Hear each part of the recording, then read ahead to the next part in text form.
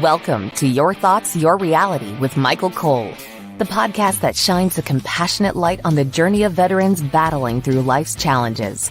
Michael is a dual elite certified neuroencoding specialist in coaching and keynote training presentations, dedicated to guiding military veterans as they navigate the intricate pathways post-deployment life. Join him as we delve into the profound realm of neuroencoding science, empowering these brave individuals to conquer universal battles, procrastination, self-doubt, fear, and more. Together, let's uncover the strength within you to re-engage with families and society, forging a new path forward. Hello, hello, hello. Morning.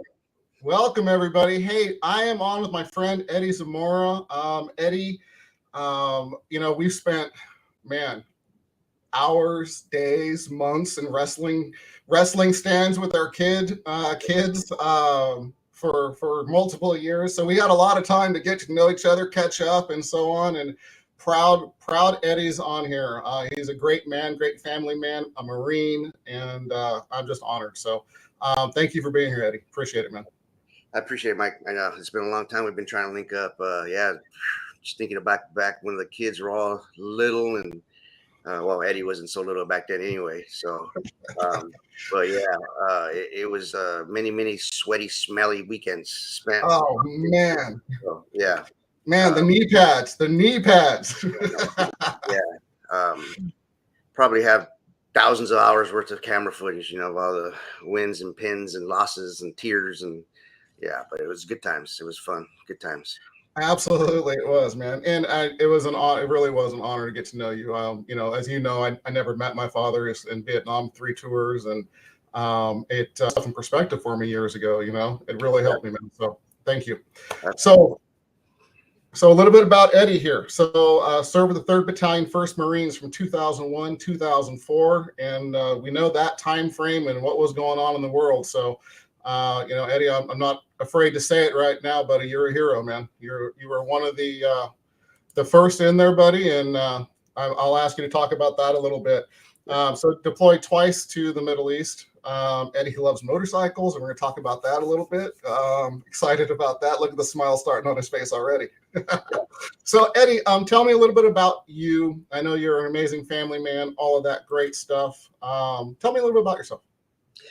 Yeah, so me and Ruby, we started our family early, right? So we were just out of high school a couple of years once we ended up getting married and then starting our family. And I think we had been married a couple of years, and little Eddie was about 2 years old, and I went ahead and I enlisted. I enlisted becoming a Marine was always kind of been in the back of my mind. My dad was a Vietnam Marine, also Vietnam era, and so. I grew up with that picture around the house. So I was like, as early as I can remember, I said, what is that? What does that mean? What does cross rifles mean? What is, so it kind of stuck in my head, and, went ahead and made the leap and did it. And started our military journey. Involved all 3 of us, because she was there and he was there, and be gone training. And then we did, deployments. What was nice is that I was able to stay just by chance, because I was supposed to go to the East Coast, and happened to be at the right place at the right time. Where Sergeant Major heard us talking over lunch, and kind of sad that she had just got hired on with a state, and I was going to be going to North Carolina, and he went out of his way a couple of times actually to get my orders changed to stay on the West Coast. So I ended up down the road there in Camp Pendleton, and stayed local, and Ruby was able to, transfer down there and work part-time through my service with the state, still working with the state, which was, good. So private, we don't get paid much. So her working part-time and, keeping it locked, on the home front made it easier for me once we started getting ready to deploy. In 2002 for Operation Enduring Freedom. It was 1-year anniversary, I believe, when we were on our deployment of the September 11 attacks. There's a pretty popular picture that's floated around on Facebook, I know, for a while, where it shows the carrier with "Let's Roll." We're all standing on top of the flight deck. Yeah, so that was us. That was on the anniversary, September 11th, first year anniversary. Man, can't believe it's been that long already. I know, right? And I've seen that picture, and it's kind of seeing it again. It's kind of sobering, you know. It's Yeah, it's we need to remember. yeah, definitely, and it was one of the big. Back then, what I remember, it was after that. America, we got so united and patriotic. I mean, everywhere we went, there was American flags flying. And people were proud to be American, and just helping each other out, and people were friendlier to each other, no matter where you were. Unless you're driving on the 405, right? Because then everybody's just cut you off and blocking you. Right? Back then, we used to travel that along a lot. Back then, going back home. But yeah, it's weird when you bring that up. I actually literally got chills because I forgot. When our nation came together like that, it was amazing. Yeah. It was a beautiful thing. And I'm not get into a lot of that, but it literally sent chills just the remembering of how this nation came together. It's a shame that is how it came about, but maybe we need to remember that and come together again. Yeah, we should get a lot more done. Yeah, so that it was easier being on deployment, knowing that Ruby and Eddie were she was she's a strong woman, lady. For some reason, she doesn't like when I call her woman. Nice fix. Yeah. And so it just was able. I was able to focus on the task at hand. We were on deployment. We were in the real world. Real things were happening. We lost people on that first deployment that shouldn't have been lost. And then we came back in December of 2002 after being away 6 months. We punched out on leave, and what would you know that we got a phone call to come right back and get on ship again because we were going back over for, the whole invasion of Iraq, Operation Iraqi Freedom 1. So we went back out there and got ready, and there was a massive buildup. It was huge, and the 1st Marine Division was tasked with leading the way up all the way to Baghdad. The quicker we could get up there and take over, and I was fortunate enough to be a part of that. And it's crazy. It's just surreal. It feels like yesterday and a lifetime ago at the same time. So some things are so clear, crystal clear, that I can remember so well. And other things I can't remember as much. So maybe that's for a good thing. But sometimes our mind, we know this in the Neurocoding Institute and our trainings and so on, that our mind, when there's trauma, it will block it out sometimes. Yeah. And we can get into that more another time, when we're just talking. But it happens to protect you, Yeah. So question for you. Well, first of all, thank you for going in and doing what you did, man. Again, well, as my wife just says, we are forever indebted to you. Thank you for the comments, by the way. Keep them coming. We love seeing these. They're great. So thank you. So when you went through that, and then you started Transitioning back into civilian life after both deployments, if you will, what were some of the skill sets, or more so resources, that were available to you? Because back in the Vietnam days, and I'm not throwing shade on the VA or anything, so please understand that they do some great work. There's just a lot that's not being done, from my humble opinion. And that's why I do what I'm doing. And we need to get the word out. There's veterans out there hurting. There's veterans that don't know when they're transitioning out. That's what, my specialty is, if you will, building business, finding out what you really want in life. Because most veterans, and I think you'll agree with this, Eddie, and please, fill in if not, but they really are looking to still serve. They're looking for that purpose, right? Yeah, I talked to a retired Lieutenant Colonel Tina Parker yesterday, and that's her story as well. The people that enlisted, not drafted but enlisted, they were going to serve. They wanted to serve a purpose, and I think they get out, they still want to. You agree with that? You think that's? Yeah. Oh yeah, absolutely. I think that's why a lot of us continue on and wearing another type of uniform, law enforcement, first responders, EMTs. Absolutely. Those to me are the real heroes that continue on to serve their own communities. Yeah, and I think that's kind of when I got out, there was a bit of a transition out of the military or the Marines where they brought um, people in to talk about possible jobs. And I don't remember it much because it wasn't much. And I didn't know about utilizing unemployment benefits, which that would have helped for a short period of time since I ended up just getting out abruptly. My plan was to stay in for 20 years. And my unit left me. I was hurt and I needed surgery. And so I kind of, I got soured where I was. Everyone else was overseas again for a third time. And I was home in a cast.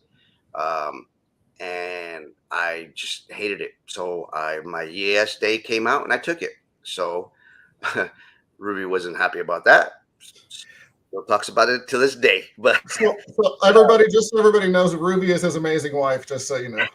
yeah, I guess I should give that context a little bit. But yeah, so I packed up my gear and headed north on I-5 day before Christmas in 2004, and didn't look back for 15 years. It was too hard to look back for 15 years. So at the time, I didn't have anything lined up. I didn't know how to use my Montgomery GI Bill, which at the time, that's what we had. It later evolved to the post 9/11, which is wonderful. It's one of the first things that the VA really uh, uh, uh, gave to us to get back into school. Yeah, and it was with housing allowance as an E5 while you're enrolled in school. In the early stages, they understood that most of us were working, so they made it to a point where as long as we were enrolled, part time, 3/4 time or something, we still rated all that, housing. And so I did that. I later on after. Let me back up. I'm sorry. So when I got out, yeah, there was not too much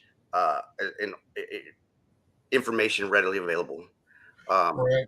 Definitely social media. There was no social media back then. Social media does have its good parts to it because it allowed us not only to reconnect with people we hadn't seen for a long time, but then we just like this, what this podcast is now, it's veterans reaching out to other veterans and forwarding along information.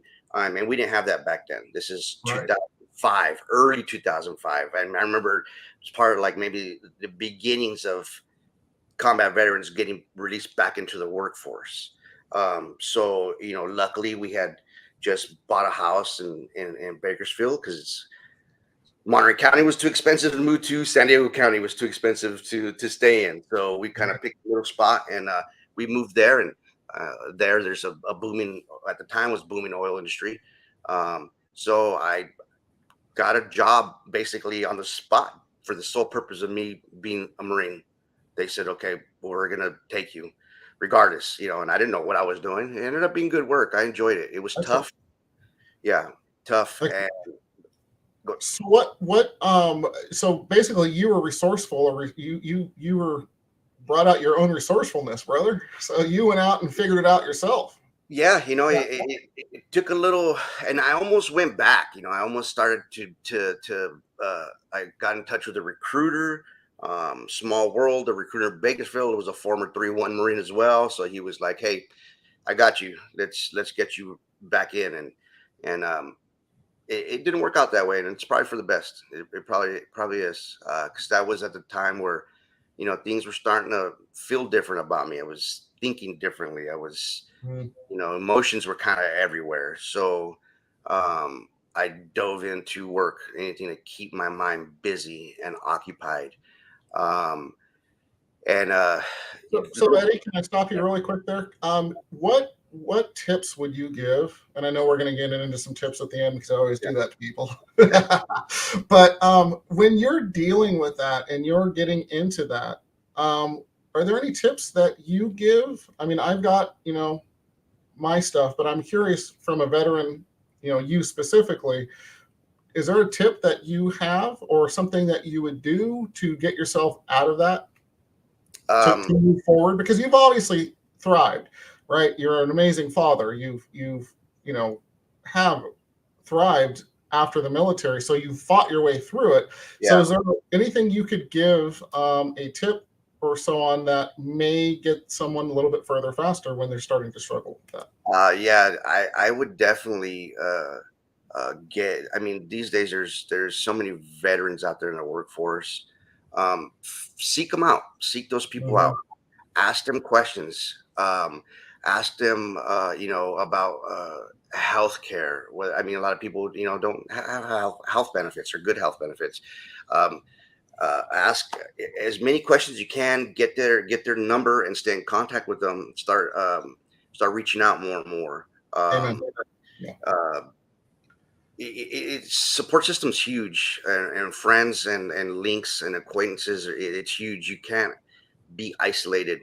I isolated for years and years, and stayed away from other military, and I was just in a bad place as far as that concerned. But yeah, my tip to guys transitioning now is like, look, you gotta think, you maintain your military bearing and discipline, but you gotta start thinking as a civilian, right? You gotta start trying to network, and you gotta start trying to reach out and find new avenues of approach.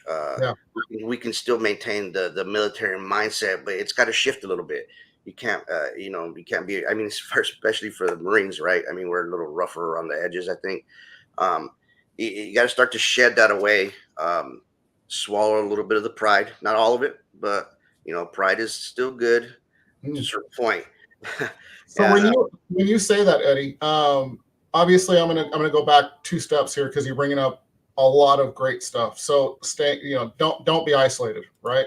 Yeah. I am big on get in your communities, find Facebook groups. I mean, honestly, everybody, we have 2 Facebook groups with Empower for families and for the vets themselves. So reach out. There's other veterans in there. There's a lot of support there. So, but Facebook, I mean, there is countless and countless and countless Facebook groups. And you know what? There's nothing more important, I think, and I hope you agree with this, to the actual person. Go have a lunch. Absolutely. Get on the phone.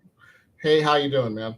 That isolation is the road that no one needs to go down or should go down, because it generally ends in a bad place, right? When it's isolated, like you said, for years. Yeah, it really, years, they just go by quicker and quicker. The older we get, the quicker they go. Another thing that I would recommend too is that every county has a VSO, veteran. The term is fleeting right now. VSO, veteran safety officer, not safety. Anyways, it's the direct link in each county for the veteran to the VA. So anything having to do claims, schooling, driver's license, veteran designation, veterans license plates, awards and ribbons replacement. All that will begin with a VSO, and it's e-benefits now is it's easy to access everything. It's all connected. So back then, in the early stages, it was all fragmented.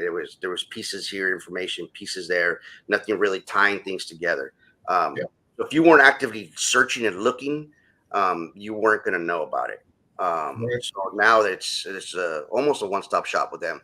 Well, as far as e-benefits, anyways, because it'll link everything, pull your records. Yeah, I was actually able to I have thousands of pages of my dad's records, and I've got his medals and I see that, everything, and it's fantastic what they do for veterans and veterans' families, for that matter. So, fantastic resource. Thank you for saying that. So, as far as other resources, was there anything specific that really helped you? I mean, was it family? Was it, and resources could be anything from the Veterans Association or the VSO or there's so many resources, coaching, there's online trainings, and I mean, it's all over the place now. But when you got out, and as you've learned in life, is there anything specifically that helped you think, that said you're going, that aha moment, or what I call it, oh shit moment, that you realized, hey, this really helped? It was pretty slim pickings in the beginning. I don't think things started to really move forward until after 2009, I believe, when post 9/11 GI Bill came out. That really kind of, got a lot, well, me specifically, back into school after being, I graduated high school in 1997. I didn't barely graduated at that. I mean, I had to pull my transcripts, and it was pretty pathetic, honestly. But hey, Ruby got me through it, and so going back to getting enrolled in college and getting into the VA pipeline helped me find, for one, at the time, I mean, they're still around. Winter Warrior Project, I know they were shedding some bad light for a while there. They really helped me through a time where I needed it. I just happened to have a friend that I went to school with, that ended up becoming, getting his degree in social work, I believe, and got hired on with them. And anyway, they helped me from a lot. I mean, huge. The mission continues came in after that. We talked about service and continuing to help. That was huge. And then the Catch a Lift Fund, that was probably the biggest help for me, because people, anxiety has many faces, right? So you want to get back in shape working out, and sometimes going to a big busy gym isn't the best thing. So Catch a Lift Fund was, when they started, was like, look, Chris Coughlin was his name. It was his sister that began it. It's a great organization. Look into it at some point, anybody that's listening. But they send, either they give you veterans a membership after some coaching and training, and they'll pay for a gym for you. Or in my case, they sent me all the gym equipment to my home. Oh, fantastic! Wow. We started working out, because that's another huge thing that guys forget. You got to stick to. You got to continue on PT. And I'm one to preach right now, right? Because I'm probably haven't been doing it enough lately. But it's it's still, I have all my gym equipment, and it's a whole lot better to work out and get those endorphins pumping, and then trying to cope the other ways. Absolutely, man. Absolutely. Better that than going down the dark ways, right? So, we had Coach Tyler Bray on a couple of days ago, which was fantastic. And we did touch base on probably not as much as we could have or even should have, but exercise, good nutrition, but exercise specifically, I'm going to talk about, it just changes the game. It releases all the good hormones from the brain, and just makes everything emotionally better. I mean, you can literally, not only the little high you get, obviously, when you work out, but the rest of the day, next time you go work out, and I'm saying this to the people watching and people are watching in the future, do that. And another thing I want you to do is celebrate you're doing it, man. Literally, when you smile, it releases all kinds of endorphins and all those things instantly, to make you lift your mood, to make you happy. Yeah. And your brain doesn't know the difference. And then it's looking for other ways to, it's saying, hey, what happened? How do I get that again? Right? Yeah. So guys, ladies, take a minute, smile. Literally, I'm going to say this literally, celebrate the little wins. You went out and you worked out, for instance. You made a right choice eating something. You got up and brushed your teeth. You got out of bed that day. Yeah. That's a win. That's a win, guys. Yeah, absolutely. That's a win. Celebrate it. Put your hand up. Oh, I'm doing the wrong side here. Put your hand up. Pat yourself on the damn back and smile. Yeah, absolutely. Because it changes your state. It changes everything. It'll change the day. And guess what? You're going to make better decisions that day. Absolutely. That day, right then, not tomorrow. There is no tomorrow. Do it now. Yeah. That's my tip of the day. Now let's move on. Sorry, I get passionate. Yeah, that's great. That's good. I mean, you're right. You know what? For veterans, Eddie, and I think, one of the things that they deal with. There's 10 toxic thoughts or things we deal with as human beings. We call them the thieves of your dreams. I won't go through them all right now, but one of them is self-loathing, fear of rejection. I mean, self-loathing is one of the things that vets deal with a lot. It's hesitation, procrastination, fear of failure, fear of success. There's all these things that vets deal with it because, they're conditioned not to ask for help, not, figure it out on your own and those kinds of things where, every human deals with one of these, I promise. And if you are shaking your head, no, you're lying to yourself and you're lying to me right now. Every person deals with these thieves of your dreams. And some people multiple times and at once, or multiple thieves at once. I've done it. Eddie, just the couple that I've mentioned, I'm sure you can say, yeah, I've dealt with procrastination, hesitation, one of those, right? Absolutely. Yeah. So there's little tricks and things like that you can learn to move forward faster. And that's what this is all about, right? Is getting people on here to do that.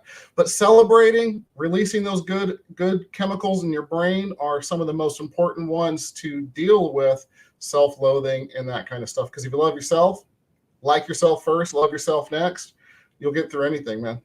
Oh yeah, absolutely. Yep, 100%. Awesome. So, hey, let me ask you a question. So you've been through it, right? And we got about 4 minutes left here. So, oh wow. I know I always need I tell everybody we need an hour. We need at least an hour. So you have to do it again part 2 later on. I know, right? I'd love to have you back on, Eddie. I think you've got, and we've just scratched barely the surface. Oh yeah, definitely. What you can give to the veterans to give back and serve, and not that you've not served enough, my friend, but to help, because I know your soul, man. You want to help. I know that, or you wouldn't be here. Absolutely. Yep. 100%. So one of the differences between you and some of the veterans that are still struggling, what was and I'm going to keep this very short. We make decisions based on pain and pleasure, right? So how much pain are we going to go through to get to the pleasure, et cetera, and vice versa. Our brain just works that way. So what's the difference, and what was that breaking point or a thriving point, I'd actually like to call it, that moved you to being in a good place? I think that was one thing that when you say pain and pleasure, right? So I knew moving forward to get out of a dark space, it was going to take effort and it was going to be tough and hard. And I stopped avoiding that. I just went into it. I wholeheartedly said, okay, I got honest with myself. I knew I needed to make big changes because I was tired of being dark and no hope. So I knew, okay, so change it's gonna hurt. It's gonna take a bit, but it's good. It's gonna help me in the long run. It's gonna help me, be here, to see my kids, to see my grandkids, to, enjoy life. And even saying that though, it was kind of almost, it's got to be selfish. You have to do it for yourself. You can't. Many times where I say, well, I'll do it for them. Of course, I love my wife and kids, but at that point, you really need to be selfish and say, look, I want to live for me.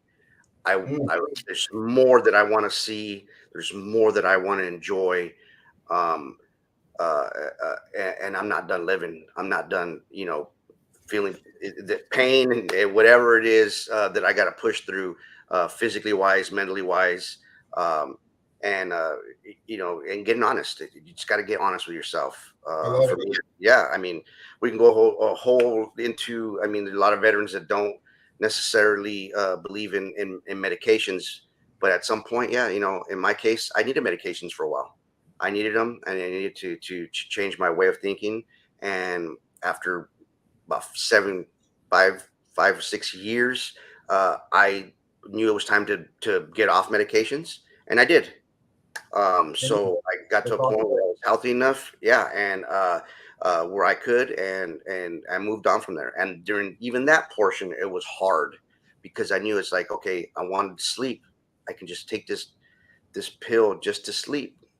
But I knew if I just kept giving in to myself, then I would never be able to move on. And so it was rough for several months. I love, Eddie, that you found leverage for yourself, though, because that's the leverage between pain and pleasure, right? It's, Yeah. I'm going to go through some shit. It's going to be hard, but when I come out on the other end, I'm going to be a better man. And buddy, you're a better man. I try to be, bro. I try You to are. be, you know. Hey, man. Hey, I don't care if you're a veteran, a civilian, or anything in between.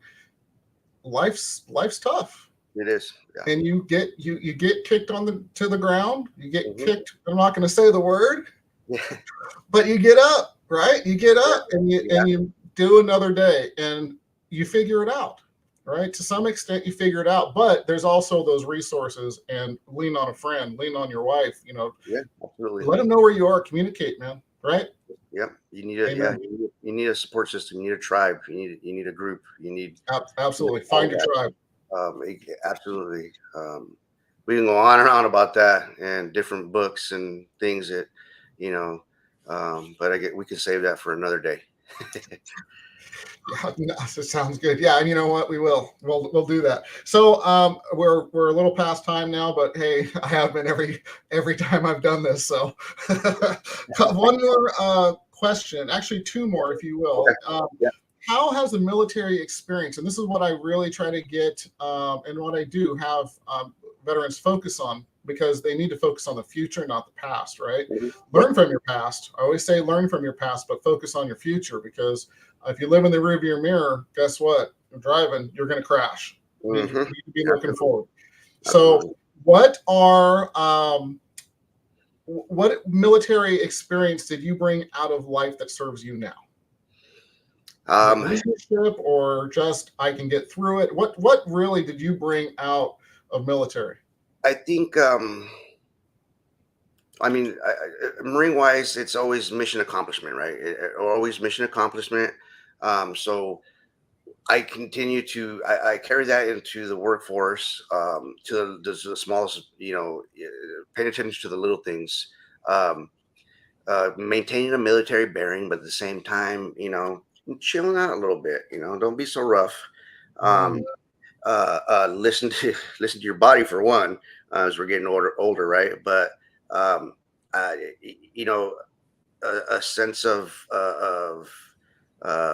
confidence, Nice. when it comes to be engaged to people, talk through whatever problems might be in the job force, in the workplace, and it's easier, I think, for veterans to,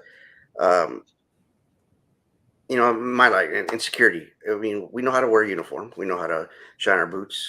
I know that's a lost art now, but and you look good. You play good, basically, right? You look good. You represent something.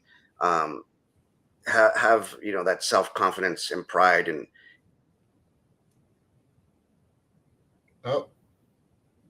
In yourself, and what's that?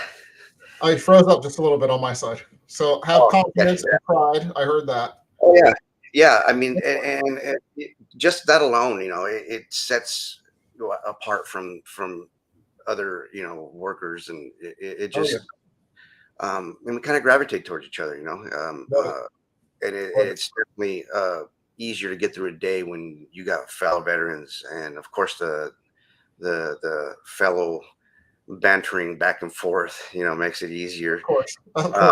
So I've only met a couple coasties so far out in the workforce, but they're out there. They're out there. Hey, so I guess taking from that, well, basically what you're saying is, take that confidence, take that leadership, take those things that you've learned in there. And because they apply now, man, they apply to every day. And talking to all the veterans and so on that I talk to, they forget that. They forget those, because it's a job to a lot of them. It's just they're just doing their job, and they get out and they forget that those are skill sets that employers want. Starting your own business, there's so many opportunities and things that you can use the skill sets, like confidence. I mean, isn't that not one of the number ones? To come out and to get a job or start your own business or whatever the case may be. So fantastic. All right.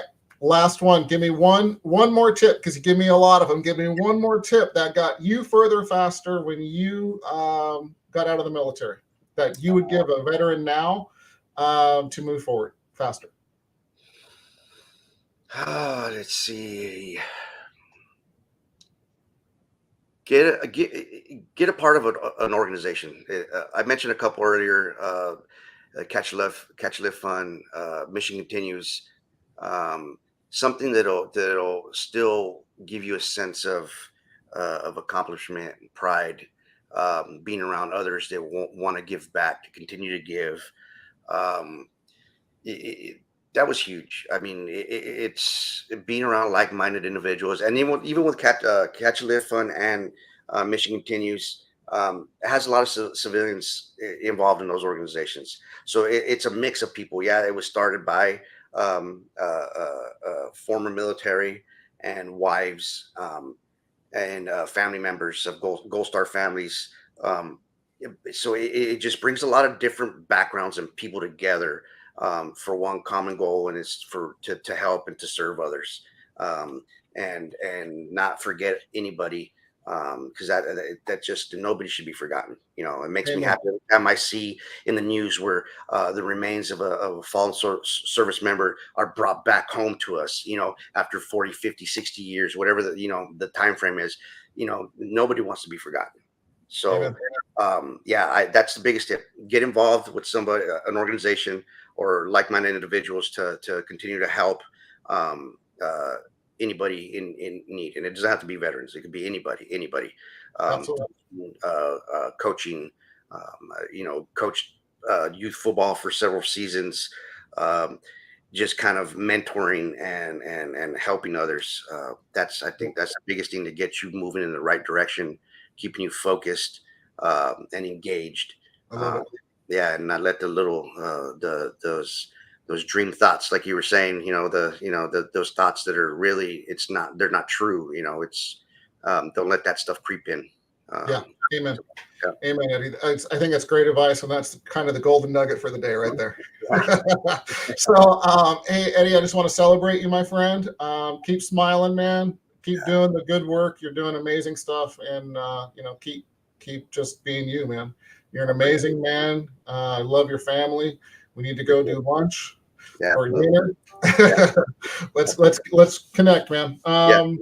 So that is it for today. So Eddie, again, I'm honored, and I say this every time, every show. Time is our most precious resource, and we know how busy we are because we've not been able to connect as much as possible. So I am honored truly for your service, who you are, what you've done. And I am honored you spent the time today. I appreciate it. Thank you, my friend. I'm glad we finally did connect. Yeah, absolutely. Absolutely. And we'll connect some more. So we'll get you scheduled for another one. Sure. All right. Everybody, just want to say, the QR code up there at the top right-hand side of your screen, scan it. There are resources. Share it with veterans. Veterans families. There's some ebooks on there. There's a lot of different stuff. Free ebooks, by the way. Just reach out, make connections, and stay engaged. We are out of here. Thank you, Eddie. Thank you for joining us on another insightful journey of Your Thoughts, Your Reality podcast with your host, Michael Cole. We hope the conversation sparked some thoughts that resonate with you. To dive deeper into empowering your thoughts and enhancing your reality, visit empowerperformancestrategies.com. Remember, your thoughts shape your reality, so make them count. Until next time, stay inspired and keep creating the reality you desire. Catch you on the next episode.